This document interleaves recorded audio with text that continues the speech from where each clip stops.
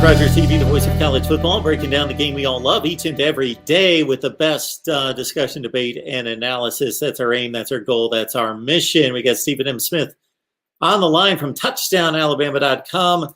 Please join him there and the rest of the staff covering the Crimson Tide. Stephen, how you doing today? Doing well, Mark. Doing much better now that we can finally exhale. We got the entire signing class in here. All 27 young men have brought in their national letters of intent. So finally able to kind of exhale here for a minute. Yes, and so the last piece of the puzzle was a big one in one of the top 3 or 4 cornerbacks in the nation, in Darian Arnold out of Tallahassee, who chose the Alabama Crimson Tide over Florida and Georgia, Stephen. Yeah, Darian Arnold was a huge deal here for Alabama because late in his recruiting process, Georgia was coming in strong for him due to he had built up a relationship with Kirby Smart, but also one of Arnold's best friends, Xavier Sorey, had recently committed and signed with the Bulldogs. So a lot of Georgia fans felt like, well, Arnold and Sorey, best friends, so there's a chance that maybe Arnold could go to Georgia, but doesn't happen.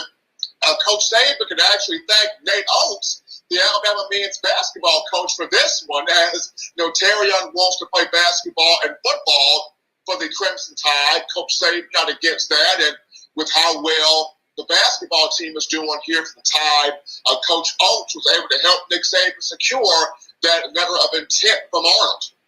Darian Arnold moving right out of Florida State country up to Tuscaloosa to join the national champions. And I saw his hat unveiling, and certainly that was one of the big reasons why he said he chose Alabama, is to play for a championship. MarcusWheaton also will have that opportunity, as there was much conjecture as to whether he was going to flip back.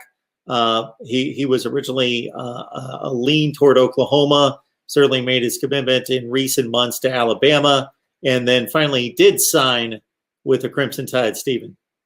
There was some fear on that one as well, Mark, not only just Oklahoma, but with his primary recruiter, Jeff Banks, following Steve Sarkisian to the University of Texas. A lot of Tide fans were thinking, well, could we lose MarcusWheaton to Texas due to, like I mentioned, Coach Banks was the main guy, the main coach that had the communication with Wheaton. Now, the secondary recruiter was Charles Huff, who's now the head coach at Marshall University. So there was some real fear that maybe you could lose MarcusWheaton, but thankfully Coach Saban and the rest of the staff, they were able to secure his commitment and him signing. So Alabama got 7 guys in this running back room, a very crowded room. Mark Rogers TV, the voice of college football. We talk the game we all love each and every day, 24/7, 365. We've got one of our favorite guests here, Stephen M. Smith of Touchdown Alabama. Please join him right there at touchdownalabama.com, and we will ask Stephen to run down where elsewhere you can find him. Stephen, this is one of my favorite questions as I get acquainted with the new personnel on the Crimson Tide. Give me a guy on offense, give me a guy on defense in this 2021 recruiting class, and just give me kind of a player profile. Well, I'll start off here with offense first, Mark. And the guy that's just really intriguing me is JoJo Earl, the speedster receiver out of Aledo, Texas, Aledo High School in the Texas area. And, he was not big on the recruiting radar of the Crimson Tide. I know he was a long-time commitment toward LSU, and he was one of the top guys on their board. But when he decided to flip from the Tigers to the Crimson Tide in the early signing period back on December 16th of last year, a lot of Tide fans were going, who is this JoJo Earl? Who is this guy? No one knows who he is. And so I go, and I'm watching the tape here on Earl, and I'm like, oh my gosh, this is literally Jalen Waddle on steroids. I mean, this dude, fast, quick, agile, elusive, evasive, explosive. I'm like, oh, wow. He did not come onto this recruiting cycle until this late. Mercy.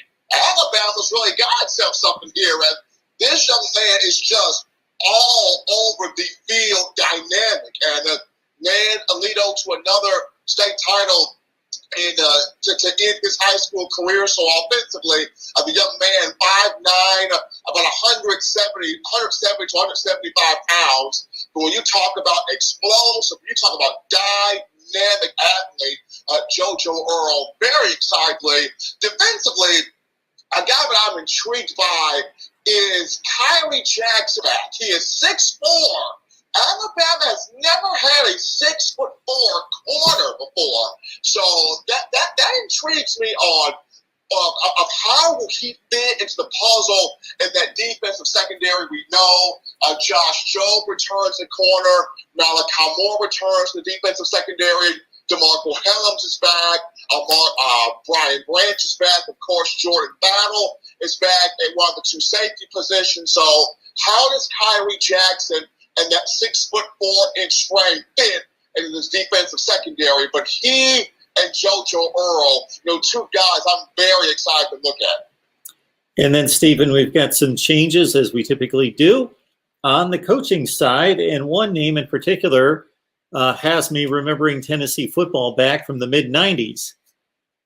Absolutely, that being one Shay Graham, the running backs coach for the Tennessee Volunteers, with all of the commotion going on up there at Rocky Top. That was the NCAA recruiting violations. Of course, Jeremy Pruitt no longer with the program as he was terminated, along with 9 other assistants. But Coach Graham had joined the Crimson Tide as the tight ends coach / special teams coordinator.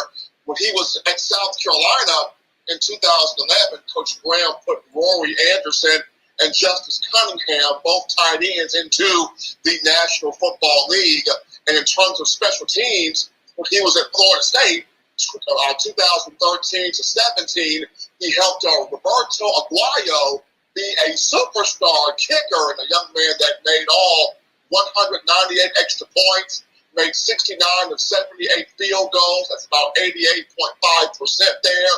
And he helped Aguayo become a 3-time All-American, 3-time first-team All-ACC, a Luke Rosa Award winner in 2013, and he put the young man in the second round of the 2016 NFL Draft to those Tampa Bay Buccaneers. So he did great with Aguayo.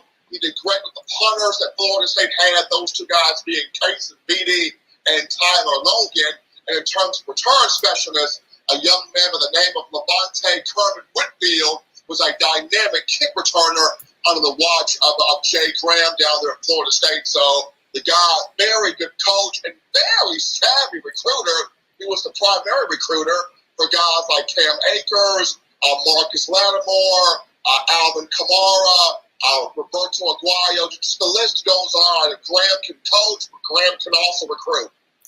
Stephen, I'm going to ask you to do the impossible, but you're the man for the task, and that's evaluate the proven, the known commodity versus the potential. So we just saw a national championship team that beat everybody by 4 scores, basically, except for Florida, that marched to a perfect record, that held most of the hardware across college football individually, whether that was Devontae Smith, Alex Leatherwood, on down the line. And most of that talent and production came from that 2017 class versus what we're now seeing as the highest ranked class since the major recruiting services have been ranking classes and individual star ratings, that this is the highest per player rating ever given to a class, that this could be the greatest class of all time here in 2021. I'm going to say this, Mark. This group has potential, but they have huge shoes to fill. Because that 2017 class was special. And you look at the 5 stars that came in that class, you look at the offensive production that came in that class. When you talk about Tua Tagovailoa, a Najee Harris, a Judy, a Ruggs, a Smith, a Leatherwood, a Jedrick Wills, the names go on. That 2017 class just offensively by itself, Mac Jones, put him in there. That class by itself offensively, a class that was just unbelievable, and how they all bought in, they all loved each other, they all valued each other, and you could just tell it didn't take Nick Saban to say much to get this class going. This class knew coming in, we got some dudes in here, and they knew the expectations, They knew what was going to be thrust upon them, but they answered the bell, Mark. As freshmen, those 2017 kids, as freshmen, they rescued the program to a national championship, beating Georgia in overtime. And then as seniors, the same class led this group, coronavirus pandemic, conference-only schedule, all of the adversity. They led this group back to the national championship as seniors and won it again. So that group knew what was going to be thrust upon it, but it answered the bell.